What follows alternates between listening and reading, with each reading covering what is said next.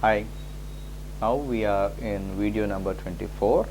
I'm just going to give some outline about the diseases and the cause for the diseases for aquarium fish. Okay, so the first thing is the water quality, and that too depends on how well we maintain our aquarium, because aquarium fish are just not originated from one region of the country or the world. They have been collected from throughout the world, and each fish has its own specification of water quality, food requirements and everything. So in my previous chapters I have already discussed it's better you go for a fish which has the same requirements of food, behavior patterns as well as water quality, because fish which are brought from Amazon may not match from the fish which are brought from some other part of the world. Their water parameters may change.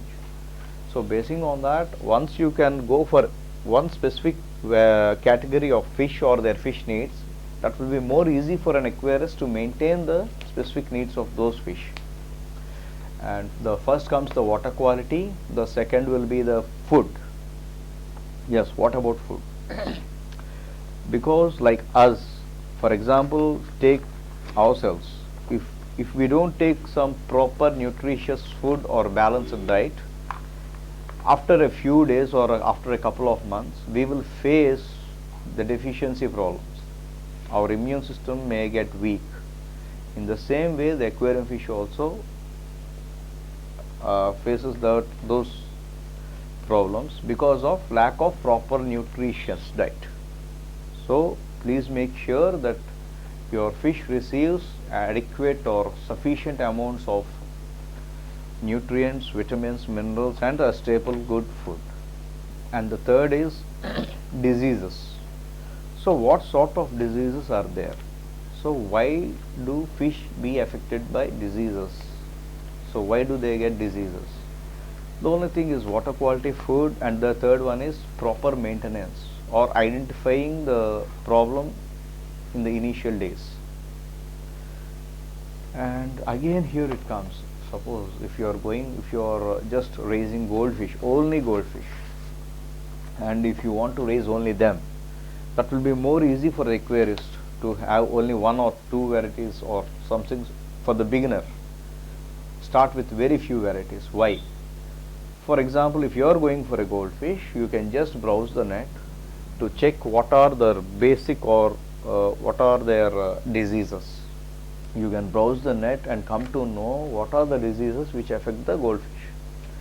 So then once you come to know the diseases, you can search for the causes for the disease.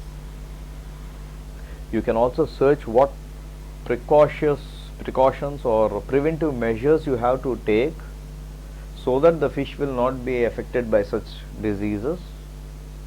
And you can also find out which sort of medication you have to apply if the fish gets attacked by any disease. And moreover, each type of disease has a different or specific symptoms a fish shows.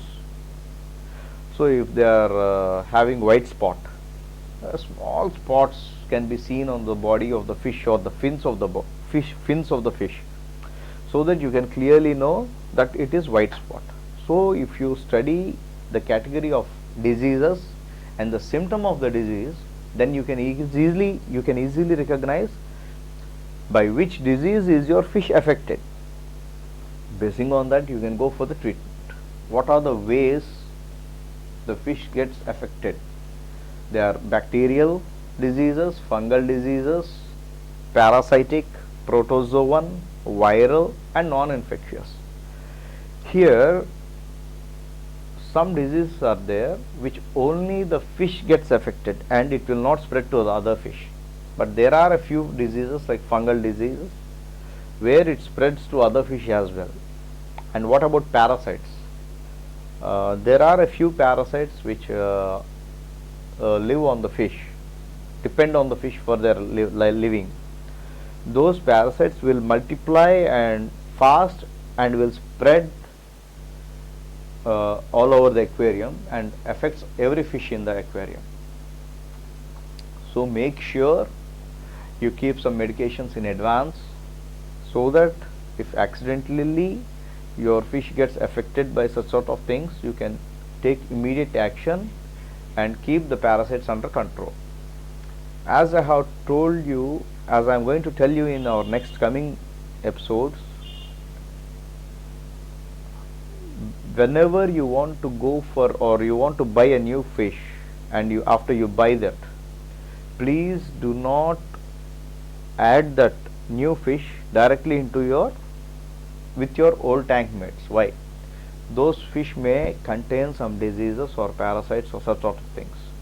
So once they come and they are kept in the old aquarium, those diseases will widely spread, and all our aquarium mates may get affected by those diseases. So always keep the new fish in a separate tank for a couple of days, maybe some 20-30 days, and then once you feel comfortable with them, go ahead and add them to your old fish. And when it comes to the treatment of the fish, I want to tell you about two topics, and one is using antibiotics. Yes, if you use antibiotics to the fish, that will cure many of the diseases. At the same time, those antibiotics are going to affect the useful bacteria which are residing in our aquarium or the aquarium filters.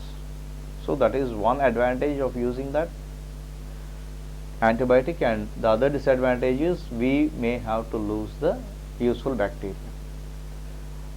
And the second one is copper treatment. Means in many of the fish medicine, copper will be one of the elements, it seems.